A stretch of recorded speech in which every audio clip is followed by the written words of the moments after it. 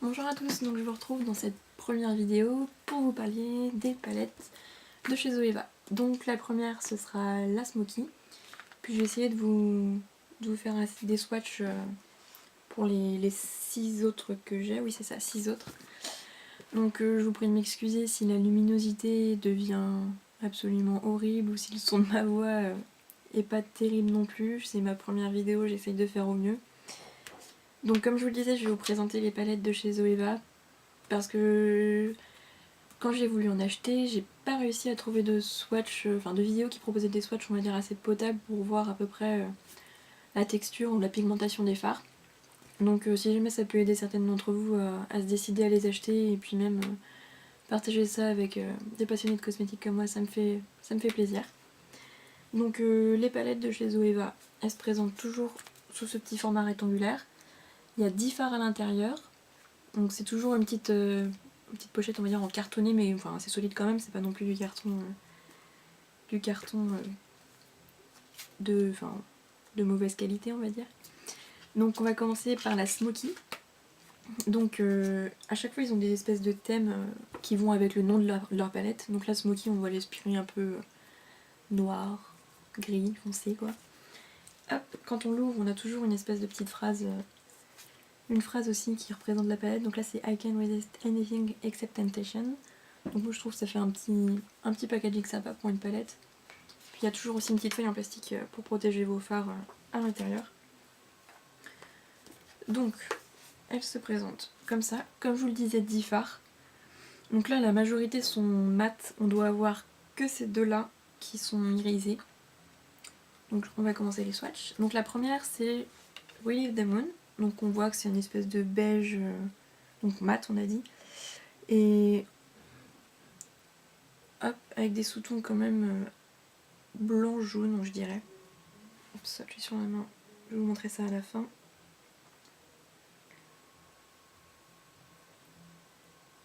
Ensuite pour la deuxième couleur, donc c'est Sleep to Dream. Donc là on est plus sur un gris clair, mat aussi, mais je dirais il tire vers le taupe quand même. Donc il est assez joli celui-là.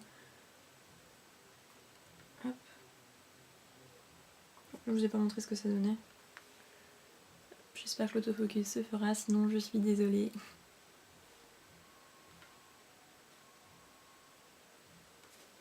Voilà. Alors ensuite on a Soul Searching. Donc là c'est un des deux seuls fards irisés de la palette. Donc là c'est un beige marronné vraiment très clair. Et j'ai un fard qui se balade.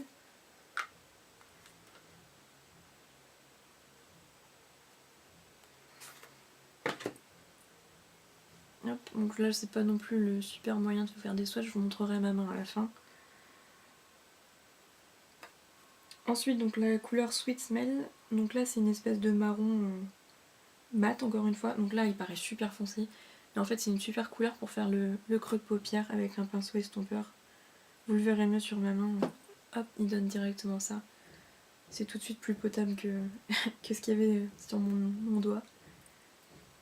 Et la dernière couleur de cette première ligne de 5 fards, c'est Dark Age.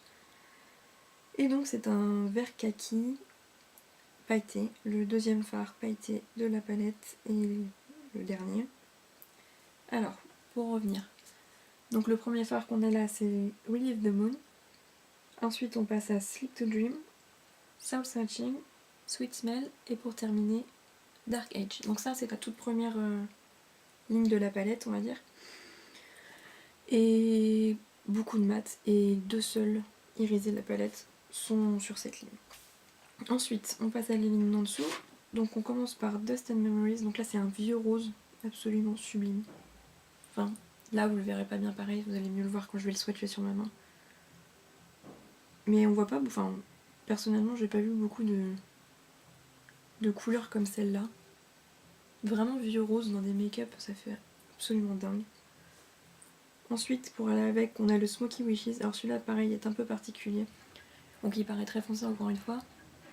Mais en fait, c'est une espèce de marron avec des mats, encore une fois, avec des superbes reflets bordeaux, bordeaux en arrière, si je puis dire. Voilà. Ensuite, on a Elegant Chaos. Donc là, c'est un violet super foncé, mat, mais plutôt basique je dirais. Voilà. Ensuite on a Hush is Awake, donc là c'est marron vraiment foncé aussi, c'est vraiment bas. La palette porte bien son nom, smoky.